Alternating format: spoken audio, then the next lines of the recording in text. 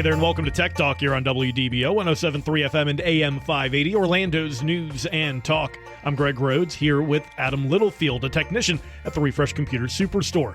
You can contact the Refresh Computer Superstore by calling their free tech support hotline at 407-478-8200. Or if you have a comment during the show, go and use that open mic feature inside the WDBO app.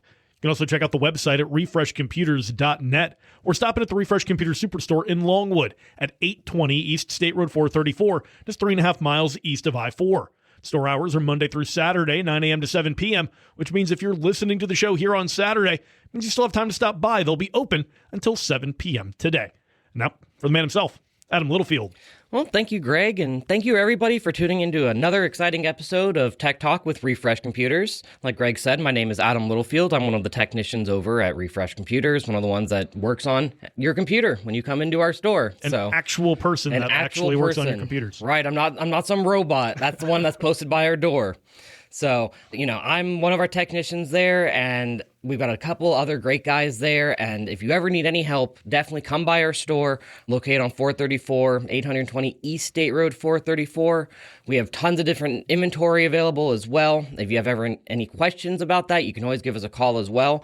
Our store number is 407-478-8200, and again, that'll connect you to one of us on the floor. Not going to get you some call center person. So today we got a lot of exciting topics to talk about. We're going to be talking about online pricing tricks. We just had Amazon Prime Day come and go. They are notorious for some of these pricing tricks. They are, and I hate that their mobile app always sends me deals when I don't want them. So we're going to talk a lot about that. We're also going to be talking about mystery chargers, the laptop chargers that there's so many of on these large resellers now that may not be really good for your computer. We're going to also be talking about your digital legacy, kind of what you leave behind in the world, because the internet is forever. Yeah. What you do on it, stays. So we're going to talk a lot about that, and we'll end off the show today with Google Lens and kind of what you can use it for. It's something that not a lot of people know that they can use. My son loves Google Lens. I'll tell you what we use it for at home in that segment too. All right, so we're going to start off with those online pricing tricks. Amazon Prime Day just wrapped up a couple weeks ago, and there were tons of great deals on it. And they actually pushed it up a little bit from its usual July spot because we had the World Cup going on. We had our country's semi-quincentennial. Yeah. So, big day with that. So they didn't want to get mixed up in the chops with all of that. So I was reading that actually analysts are projecting a record of $26 billion in online spending that week. No way. That's a lot of money. That's crazy. It is. It's so funny how that kind of transitioned from what it was. It was literally just Amazon Prime Day. Right. It was like a Black Friday sale in the middle of the year to what it is now. And it competes head to head with Black Friday, it seems like, as far as sales numbers these days. It does. And, I am seeing a lot of other big box stores starting to do this now, like Walmart and Target, for example. They're starting to run their own Black Friday and summer sales is kind of what I've been seeing it called. So, it really kind of raises the question is, was that deal even a deal? Because I've seen before that some websites, and I'm not going to name any names for this one, but I've seen before, saying that this product is now $89 and it was $199. I'll name the website. It's Amazon. It's the one that is like promoting this whole program. They're the ones that started that. Right. It's crazy. So, it makes you really feel that there is a better price on these items, but, if you try to keep track of an item's pricing, you may realize that maybe a week before these deals started, they rose the price to that $199 and dropped it to that $89, which was the original price before. And I threw Amazon under the bus there, but that's been a retail practice for a very long time. It has. In store or online. So it is something to keep an eye out for in both instances. It is. It's a dangerous thing because it can really take advantage of that deal ideology. You go online and you see something's crossed out in red and it's got a nice, attractive price for it for what it is. But then you kind of look back on the history of it and it never was that price to begin with. You could have gotten it off for 50% of that $89.99. So I want to talk about some price trackers actually that I would suggest using if you're ever thinking about making a large purchase online, because it is going to give you an idea on kind of how the ebb and flow of that pricing on that product has been. And I've seen even some better deals come on Amazon, for example, outside of their Prime Day deals. So you're not always getting the best deal on these major events that these companies are doing. So one of the ones I'm going to talk about, it's Camel. Love the name. That's not any glitches there. That's the name, Camel. It's a free website. You don't have to make any account for it. And you can actually go on there, paste in an Amazon link of an item that you're just thinking about purchasing, and it'll actually show you a chart of that item's price history going back, some items years. So, you'll also see kind of how the prices on it have risen. This product that's now $49.99 might have been $20 a couple years ago. You would see that kind of history. And it's something like that is going to save you whether or not the deal is genuinely the lowest price or it's that same price with just a new sticker on it. Right. And I believe Camel almost exclusively works with Amazon. Is that right? I believe so. Yeah. They're only with Amazon, or only for Amazon, which, for me, I consider that a better thing. If you have a place that can look over all sorts of different marketplaces, it may get the data wrong. Right. That's the way I would think about it. So, it's cross-referencing other places that it's not even telling you. So there's another one called Keepa. That's Keepa.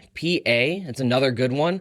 This one actually works as a browser extension that puts a price chart right on the Amazon page when you view it. So it edits the page in real time. You don't have to go to a website, check it out. You don't have to do any of that. It's just kind of right there integrated like it was part of Amazon to begin with.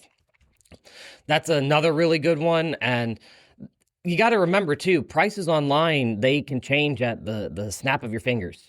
They really can. Especially during Prime Day. They have their lightning deals, and they have other things that are day exclusives, doorbusters even. So, yeah, you've got to know when that item you actually wanted actually goes on sale, right? Exactly. And, I've even seen a lot of items be listed on online marketplaces, even places like Facebook Marketplace, for example, where you have total control over the price changes. And, you never know that you put something in the cart, you go to shop for something else, you add that, and then you go back into your cart, and suddenly the item you put there half an hour ago is now $50 more expensive.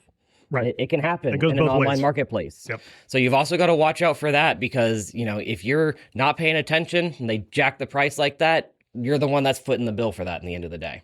So I know at the beginning of the talk here that I kind of threw Amazon under the bus. I will say that they have included a bit of a price tracker on their site as well. If you look at some of the descriptions, you can see a price tracker for most of their items. It doesn't go back very far, though, is one of the things. Camel, we were talking about, goes back maybe some years for some of these items.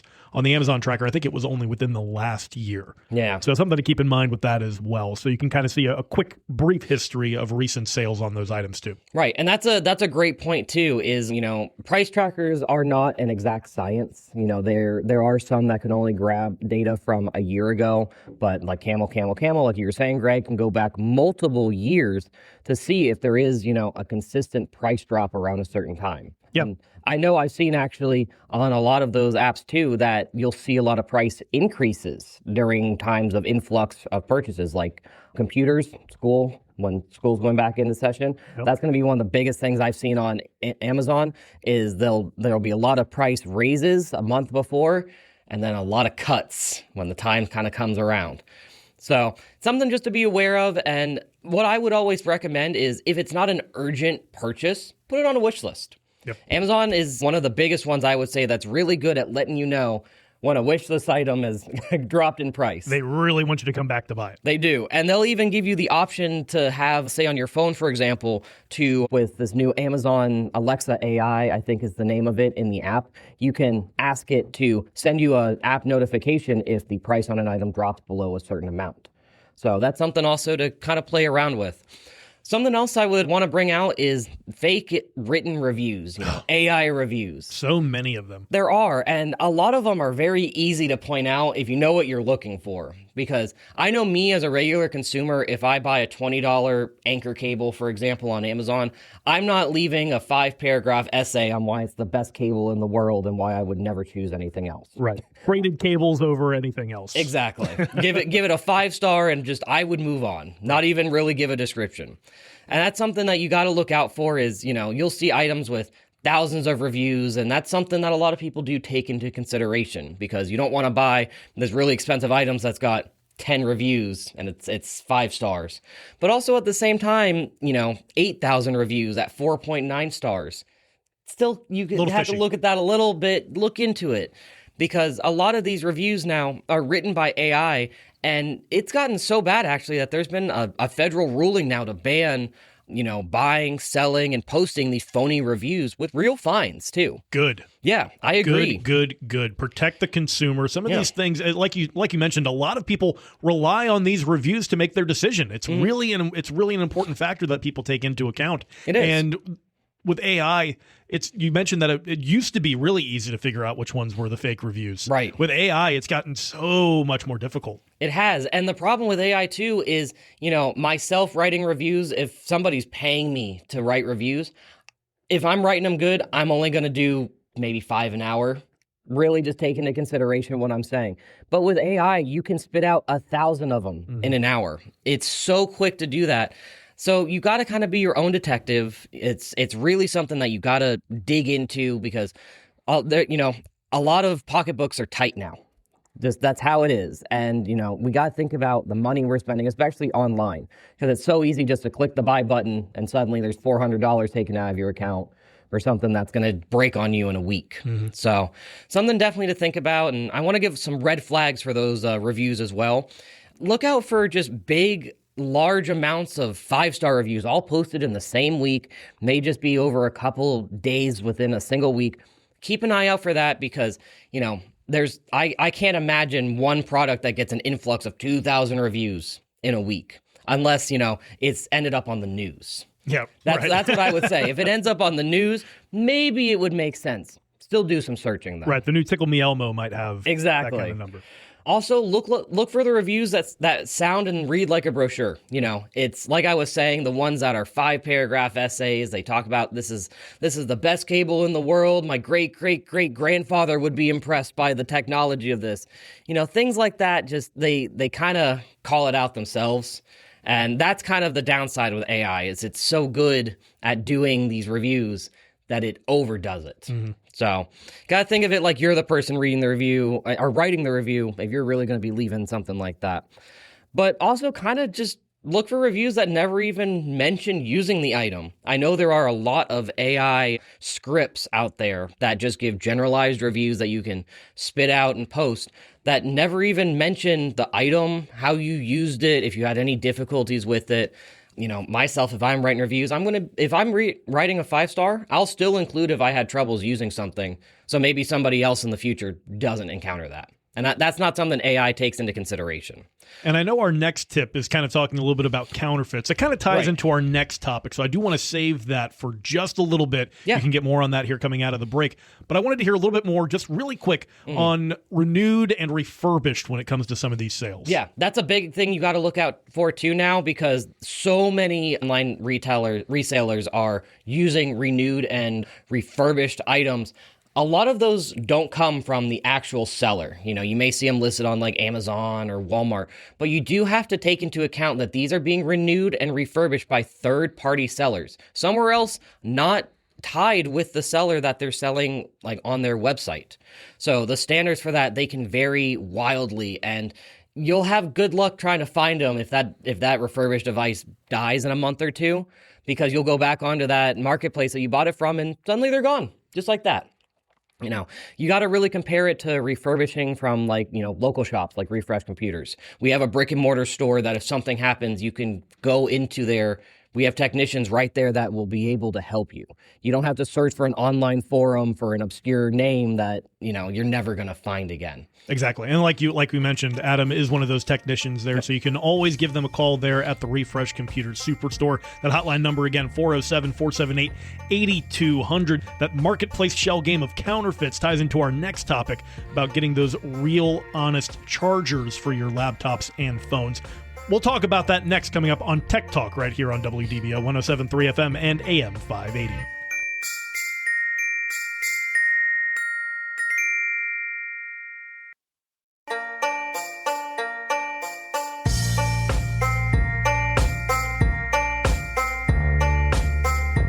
Hey there, and welcome back to Tech Talk here on WDBO 107.3 FM and AM 580, Orlando's news and talk. I'm Greg Rhodes, sitting here with technician Adam Littlefield from the Refresh Computer Superstore. You can contact the Refresh Computer Superstore by calling their free tech support hotline, 407-478-8200. Or if you have a comment during the show, we'd love to hear it. Use that open mic feature inside the WDBO app. And now, back to Adam. Thank you, Greg. And again, thank you, everybody, for tuning into this episode of Tech Talk with Refresh Computers. If you missed anything from the last segment where we were talking about online shopping, I definitely recommend going to refreshcomputers.net. Click that podcast link in the top right corner. You're going to get a whole summary of this show, this podcast, no ads. You'll get a whole summary of that. We've been doing AI summaries as well, so you'll get kind of important bits in the description of each of these different episodes, so you can kind of pick and choose if it's something that you might want to go back to and listen to. So in this segment, like Greg was saying, one of the tips that we had from our previous segment was counterfeits.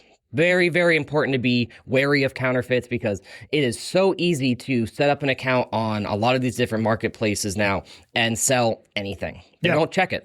They don't. And it's so enticing too, because the pricing on some of these items, you're like, there's no way that I can beat that. Right. But there's a reason. You get what you pay for in a lot of instances. Right? Exactly. And that's exactly how I would put it. You are getting what you pay for, and sometimes that can cause a lot of problems down the road. And that brings us into this segment of mystery chargers. Those third-party chargers that you see on all these different online marketplaces. Those are something that you have to be so wary of, because I cannot tell you how many times I've seen it. The $6 no-name charger or Chicom or whatever names they decide to put on them cause so much more damage, and it becomes the most expensive purchase you end up making. I've seen things like fried charger ports, completely dead batteries, so many so that I've coined the term spicy pillows around our store. Yes. And even, full-on dead laptops, because you go onto Amazon, you find this nice cheap charger, you buy it, it's got the 20 different attachments for all these different chargers you can use it for. And in reality, when you get it, that's going to cause, the death of a $1,500 laptop in some cases. It's something that you have to be wary of. Counterfeits are a big thing in the tech industry because there are so many developers trying to get their hands into a pool.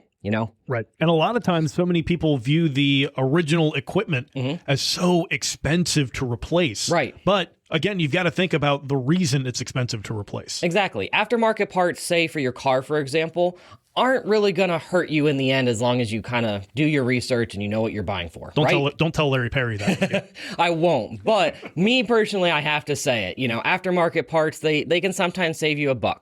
And they do work in the end for automotives. Computers are way more finicky machines. They have, a lot of electrical components that you have to have good grade equipment powering those. And if you get a mystery third-party charger, you risk blowing it up and frying the battery, losing everything in that computer because of a $6 decision you made. I'll say it firsthand. I used to always look at, like $50, $60 chargers for laptops and think, man, I don't want to pay that much just to get a charger for this thing. But if it's going to save you the $1,000 in the end, why not? Yeah.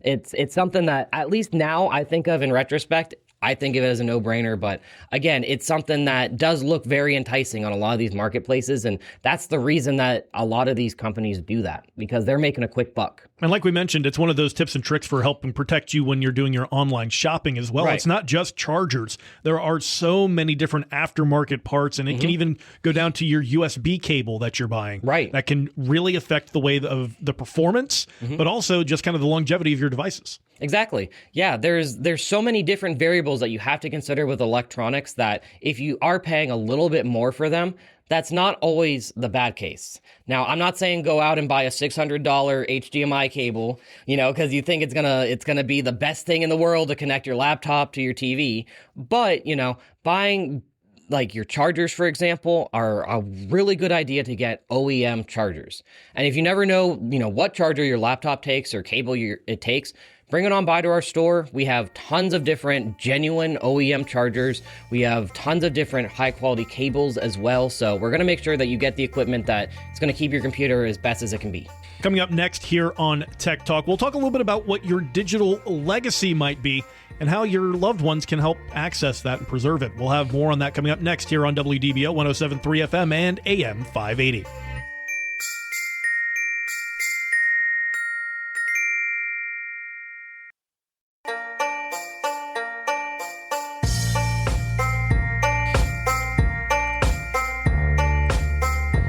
Hey there, and welcome to Tech Talk here on WDBO 107.3 FM and AM 580, Orlando's news and talk. I'm Greg Rhodes here with Adam Littlefield, a technician at the Refresh Computer Superstore.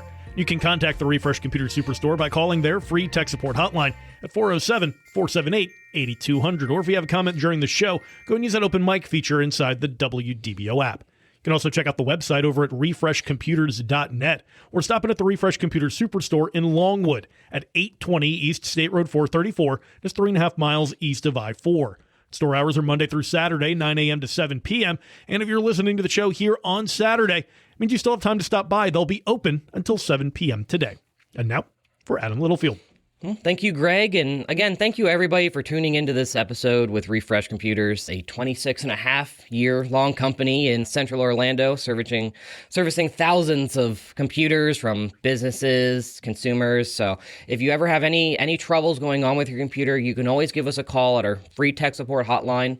That's 407-478-8200. That'll connect you with one of our technicians on our sales floor. So it's going to be one of the guys that have a lot of knowledge and should be able to help you over the phone, give you some tips. And if it's not something that can be, figured out over the phone, we always recommend bringing it in. We do provide about, 10, 15 minutes of free diagnostics. So we can definitely help you out any way possible. And if you have any, if there's any missed segments of this, you're just jumping into the show now, go to our website, refreshcomputers.net. We have this show in podcast form. You can click the podcast link in the top right corner.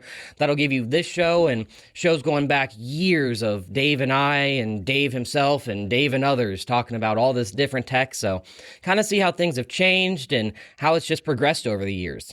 We've kind of left a informational legacy on how things have been changing. And, that's an important thing on the internet is it's as far as I'm considering right now, forever.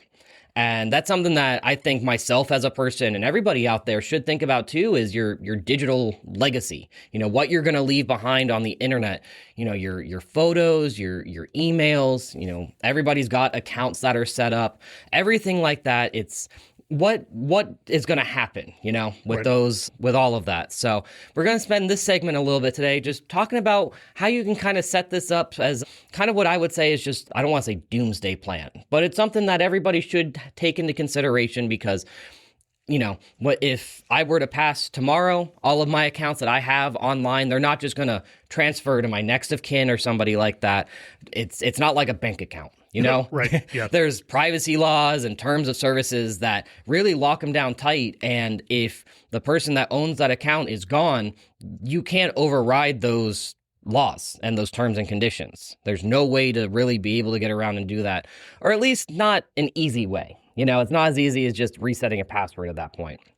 So something I would say is there are a couple different what are called legacy contact settings that you can set up. I know that specifically on like Apple devices, Google devices, you can set these up. So I kind of want to go over those today because it's something, again, that's going to be important to just establish now, have set up. So in case of an emergency, you're able to get into these devices. And it takes maybe 5 minutes to do. Exactly. It's kind of like we were talking about the Find My Device the other day. It's something that's kind of sitting in your phone settings right now that you never really were prompted to set up to begin with. So I'm going to start off with Apple. They have theirs, which is called Legacy Contact. On your iPhone, you can go to your Settings app, tap your name at the top in the, I believe, the top left corner, and then Sign In and Security, and then Legacy Contact. From there, you're able to pick a trusted person. Either, I believe, you can specify a custom person, or you can choose somebody in your contacts list, and they're given what's called an access key. What this basically does is you can either print it for them, or Apple can send them digitally this copy, and it's a key that they can hang on to and they are not able to use unless, say the day comes that you, the owner of that account, is no longer able or no longer here to access that account. So when that comes, you present that key plus just proof of this person no longer being with us. Could be a death certificate, just some sort of officialized document. And Apple will give you access to photos, notes, messages, and files even. So that's going to be a really good thing to note, because I know with Apple devices, you set up your Apple account, a lot of the times it does set you up what's called iCloud. We've talked about OneDrive before. iCloud is just another cloud service, and a lot of your phone's documents and a lot of your pictures upload to that cloud. Now, Apple, they're notorious for their phones being impossible to get into. Right. So if you don't know the passcode that's on that phone, you can't get in there to view the photos. If you they're also very notorious for not giving that information up on how to get in them. Exactly. We've seen before in the past, court cases where phones were needed to get into, more for legal problems, I will say that. However, needing a court order to open up somebody's phone and open up their documents and their cloud account, you're having to put out a lot of legal fees, I would say, to just be able to do that. So save yourself the time, the stress of doing that. Setting up this Legacy Contact, I think, is going to be the best thing to do, because even if you don't do that, you go to Apple with a court order to get all of these files and information, they may not even be able to recover everything. And remember, with all of these steps, there's going to be an included notes here with all of our episodes that you can access that'll show you all of these steps. I know we're going to be going over a lot of steps here. Yes. So just want to make sure people are aware. You can find those on the Refresh Computers website. Is that right, Adam? That's right. Yeah. The podcast link, when you go to refreshcomputers.net, that podcast link in the top right corner, you can view this show and all of our other shows going back years. Our latest shows, we've been doing summaries that do actually put out in bullet point format that you can view on your computer or on your phone to basically read through these steps. So, you don't have to be fiddling with your phone right now. If you're listening, on the radio, driving somewhere, just know that there is a place that you can go on our website to get this information, because this is important information. That's just how it is. It's a tough topic, I would say, to really speak on, but it's an important one, especially with how digitalized our lives are now. Mm-hmm. It's such a hassle to get into a lot of these accounts if you do have a loved one pass or just a unfortunate accident happen. So I'm going to go over Google's now on the Google phones. This is called the Inactive Account Manager. So Google's version works actually a little bit differently. Instead of having just to provide documentation to them, theirs actually works on a timer. So your account, can go quiet for a period of time you choose, 3 months, 6 months, up to even 18 months if you want to. And Google will actually contact the people that you designated as your inactive account managers. So what this does is you can decide in advance exactly what they're going to be able to see if your account does go inactive. So your photos, your Gmail, your Google Drive photos or files, or you can tell Google, hey, if my account's inactive, just delete it. Just get rid of it. Just wipe me off the face of the digital earth from you guys. And that's, again, that's a choice I know some people would want to make, because there's so much stuff that we collect over our lives digitally that I don't think my, next of kin would have to be digging through my emails. Right? Yeah, you don't need to try and get me unsubscribed from all of these other random things I've signed up for. So, having that option to tell Google to delete everything, delete your account, that is a good option, I would say, still to have, because another thing to think about with having these accounts go inactive, because, the person that was accessing them and using them every day is no longer here, is there is the potential that somebody somewhere along the way, 20 years down the road, could get the password and start using that account as that person and start extorting people, can start using it for blackmail. There's so many different misuses of our accounts that I'm sure we don't really think about if we weren't here to be policing them every day, you know?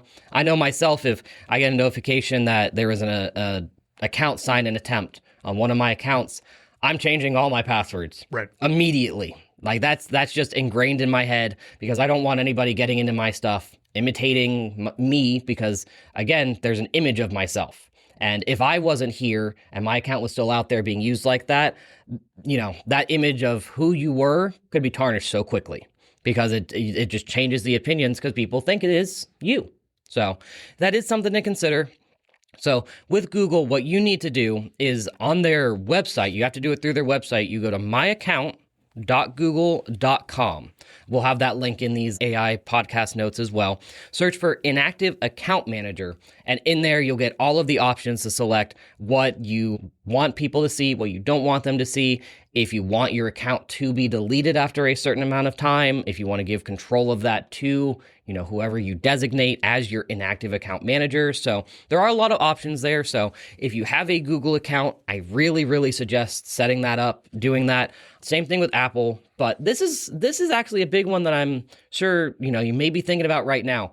What about my Facebook account? You know, sure. Your other social media accounts, there's tons of them out there. There's X, Instagram, just to name a few of them. So I know Facebook specifically lets you choose a legacy contact who can memorialize your profile. So instead of having just control over it, they can make posts as you and edit stuff.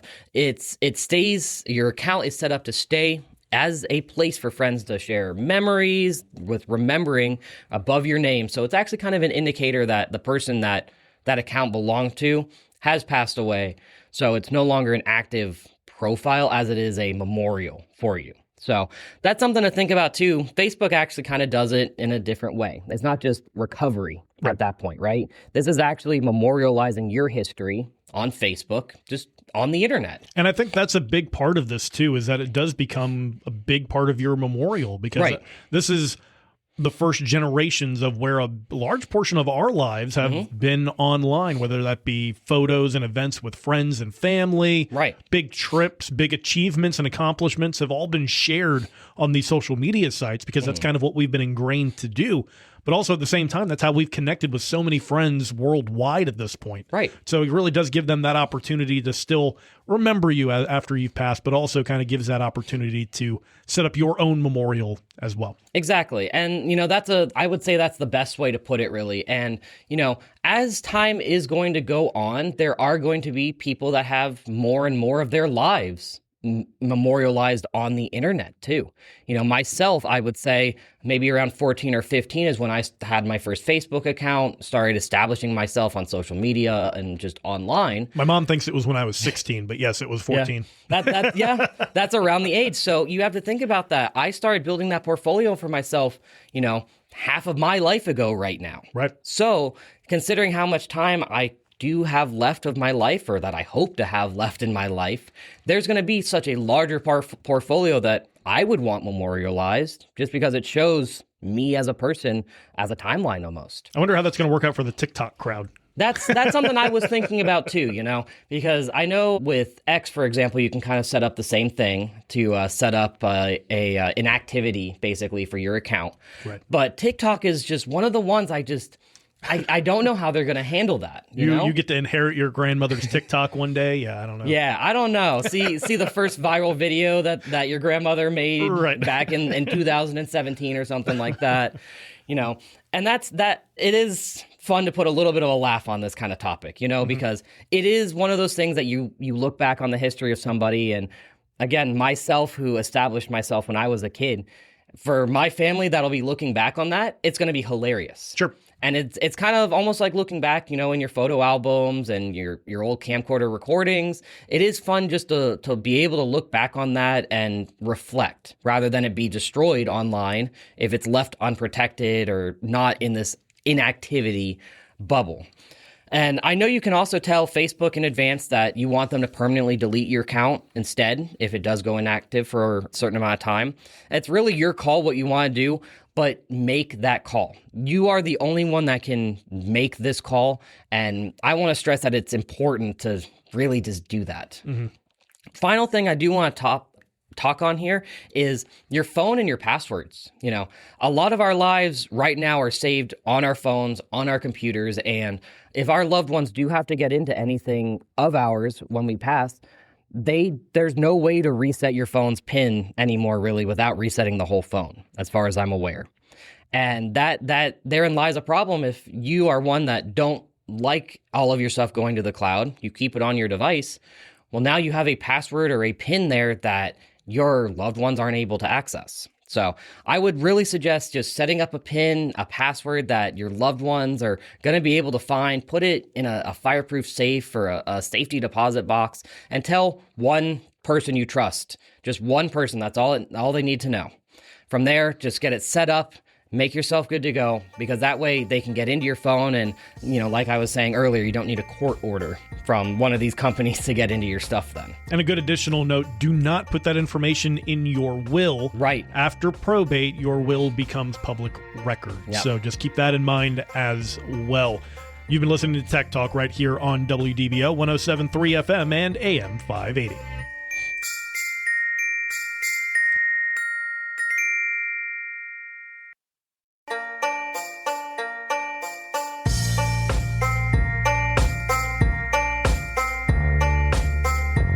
Hey there, and welcome back to Tech Talk here on WDBO 107.3 FM and AM 580, Orlando's news and talk. I'm Greg Rhodes here with Adam Littlefield, a technician at the Refresh Computer Superstore. You can contact the Refresh Computer Superstore by calling their free tech support hotline at 407-478-8200. Don't forget to check out their website at refreshcomputers.net. And now, back to Adam. Thank you, Greg. And I want to say thank you, everybody, for tuning into this episode of Tech Talk with Refresh Computers. Like Greg said, visit our website at refreshcomputers.net. We have our whole inventory there. We also keep our podcast there on the podcast link in the top right corner. So you can listen to all of our shows going, years back in their entirety. No ads. It's easy listening. You can also get our podcast really anywhere podcasts are available. So it's definitely something to check out, because we give out a lot of information. There's a lot here to process, and I know just driving, listening in your car, it's hard to grasp all of it. Yep. So. A lot of great information in that last segment. If you did miss it, go back and listen. And also remember to check out those notes if you're on the website, so that way you can get some of those password reset programs that we set up for you in case you happen to succumb. Exactly. That's a great point. Those notes are really good to go back and read through. They list out how to go through and do these easy things, and that's how it is. It really is easy, but you're not prompted to set it up. So in this segment, I want to talk a little bit about the secret search engine that's been hiding in a lot of our phones that I'm sure a lot of people haven't used, and that's Google Lens. So Google Lens, this is, it's almost like Google with eyes, is what I like to call it, because you can point it at almost anything, point it at a bug, a dog, a landmark, and just ask it, what is it? What is this brown beetle I found in my pool? And Google Lens is able to identify it almost instantly and, give you a whole Google search basically on what you're looking at, telling you about it.